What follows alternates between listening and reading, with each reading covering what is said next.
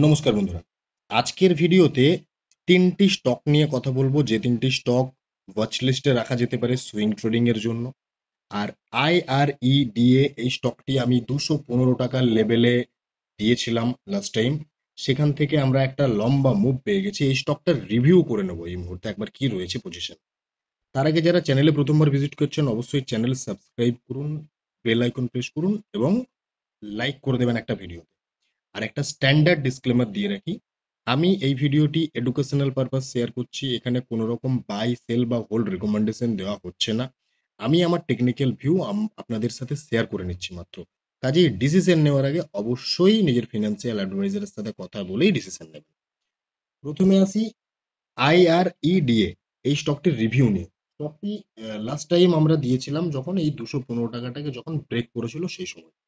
তো তারপরে আমরা দেখলাম এখানে লম্বা একটা মুভ, জায়গাটা কনসলিডেশনের মধ্যে থাকলো, রিটেস্টমেন্ট।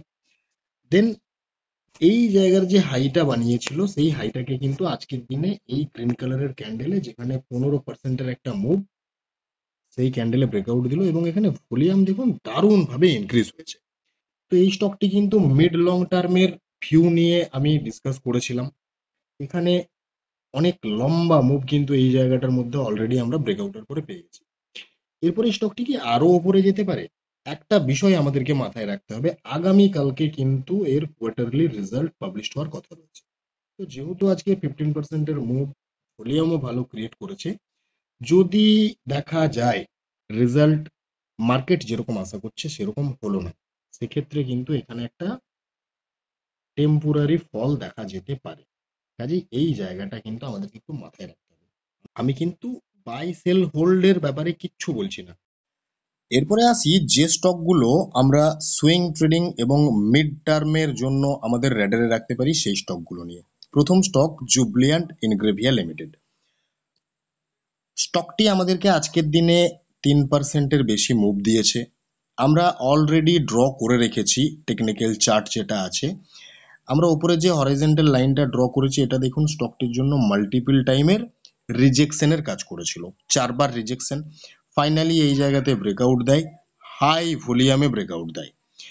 তারপরে আমরা কি দেখতে পাচ্ছি? দেখতে পাচ্ছি মাঝখানের যে রেড কালারের ক্যান্ডেলটি রয়েছে সেই ক্যান্ডেলের রিট্রেসমেন্ট, যেটা ব্রেকআউট দিয়েছিল 563 এরিয়াকে। তারপরে আজকের দিনে কিন্তু আমরা দেখতে পাচ্ছি একটা বাউন্স ব্যাক ক্যান্ডেল। এছাড়াও স্টকটির মধ্যে একটা বিশেষ প্যাটার্ন আমি ড্র করেছি, যদি এই জায়গাটাকে আপনারা খেয়াল করেন তাহলে বুঝতে পারবেন। এই প্যাটার্নটার নাম আমি বলছি না, এটা একটা বুলিশ প্যাটার্ন। এই প্যাটার্নটার নাম আপনারা কমেন্টে আমাকে বলবেন। তো যেহেতু এখানে দুটো পজিটিভ সাইন আমরা পেলাম ব্রেকআউটের জায়গাতে, এখানে কিন্তু মিড টার্মে এবং সুইং ট্রেডিং এ আমাদের একটা অপরচুনিটি আসার সম্ভাবনা রয়েছে। এরপর এই স্টকটির ক্ষেত্রে যেটা মেনলি করা যেতে পারে, ইনস্ট্যান্ট এন্ট্রির কথা চিন্তা ভাবনা করা যেতে পারে। সেক্ষেত্রে 21 ডে ইএমএটাকে অ্যাপ্লাই করার পর দেখা যাচ্ছে 21 ডে ইএমের যে হাই সেটা রয়েছে 553-তে, এবং এই যে রেড ক্যান্ডেলটা বানিয়েছিল সেই রেড ক্যান্ডেলটা কিন্তু এখানে যখন রিটেস্ট করতে আসে তখন ওই জায়গার থেকেই বাউন্স ব্যাক নেয়। তাহলে 553-র এসএল কনসিডার করে এখানে ইনস্ট্যান্ট এন্ট্রির কথা চিন্তা ভাবনা করা যেতে পারে। আমি কোনো রিকমেন্ডেশন দিচ্ছি না, আমি আমার টেকনিক্যাল ভিউ আপনার সাথে শেয়ার করছি মাত্র। এছাড়া আরেকটা বিষয় যেটা করা যেতে পারে সেটা হচ্ছে এই 613 টাকা 50 পয়সার হাই যেটা আজকের দিনে লাগিয়েছিল, যদি নেক্সট ট্রেডিং সেশনে দেখা যায় এই হাইয়ের উপরে স্টকটি আবার ধীরে ধীরে ওপরের দিকে যেতে শুরু করেছে এবং ডে ক্যান্ডেলে যদি ভালো ক্লোজিং পাওয়া যায়, এখানে যদি ভলিউম ইনক্রিজ হতে দেখা যায়, তাহলে এই ক্যান্ডেলেও কিন্তু একটা বাইং এর অপরচুনিটি আসতে পারে।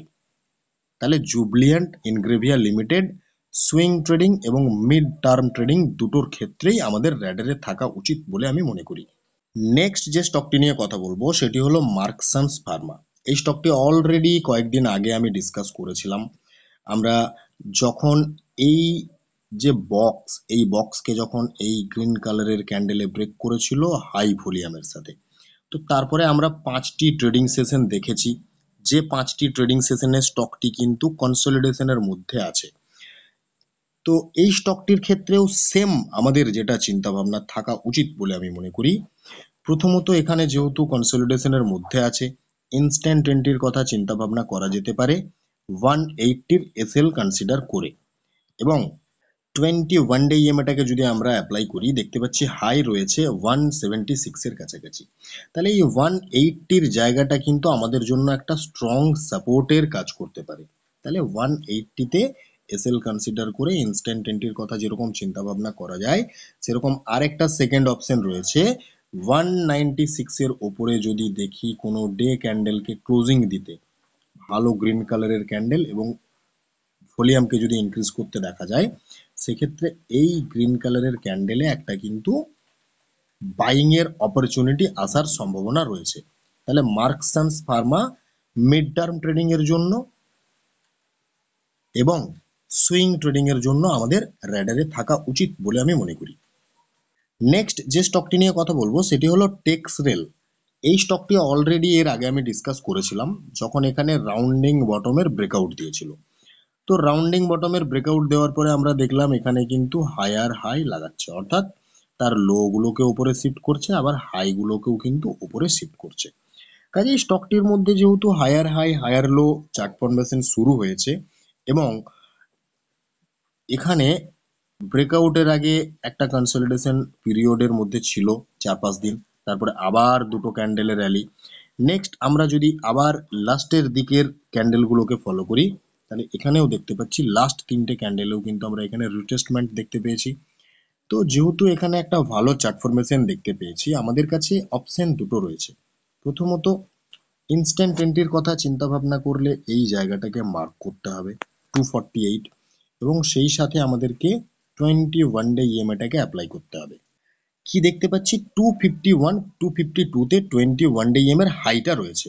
তো যেহেতু এই এরিয়াটাতে 21 ডে ইএম এর হাই রয়েছে এবং এই ব্রেকআউট লেভেলটা রয়েছে, এই জায়গাটা কিন্তু স্ট্রং সাপোর্টের কাজ করতে পারে।